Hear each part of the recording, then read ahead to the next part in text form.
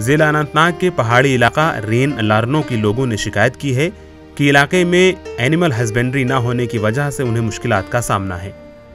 लोगों के मुताबिक इलाके की कसीर आबादी माल मवेशी के कारोबार से मुंसलिक है, ताहम वक्त पर उनके मवेशियों को इलाज न मिलने पर वो मर जाते हैं, जिससे उनको बहुत नुकसान होता है। हमारे साथ थोड़े थोड़े बेड में बेचारे गरीब लोगों ने रखे, गुजरों ने। जब इतनी लागत लाकर हम पंजाब नहीं जा पाते, यहाँ कुछ घास शास कटाना होता है, यहाँ मुसीबत होती है, बर्फ पड़ जाती है, फिर हम माल की बहुत लागत से पालते हैं। जब वो बीमारी आती है वो मार जाते हैं। लेकिन डॉक्टर के पास जाने का कोई ढंग ही नहीं है। यहाँ गुडरमन इलाका है तो जिसमें नाला चलता है, उधर शीप सेंटर रखा है, कुछ थोड़ा बहुत दवाई भी है। और किसी वक्त डॉक्टर को फ़ोन करते हैं, वो कहता है माल को यहाँ लाइए। क्या करिए? मसला है कि हमें शीप सेंटर बहुत दूर पड़ता है, वो नहीं है हमारे पास। हमें बेडों में बहुत दूर से आता है डॉक्टर, वो नहीं तब तक पहुंचता। तो कहीं तब तक बेडों का नुकसान भी हो जाता है कहीं कहीं।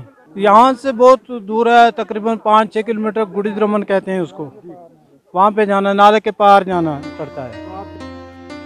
ईटीवी भारत के नुमाइंदे ने ये मसला जिला के chief animal husbandry officer doctor Syed Mohammad Abbas की नोटिस में लाया तो उन्होंने कहा कि महकमा मज़कूरा इलाके का जायजा लेगा और फीजिबल रिपोर्ट तैयार होने के बाद इलाके में एक सेंटर का क़याम अमल में लाया जाएगा।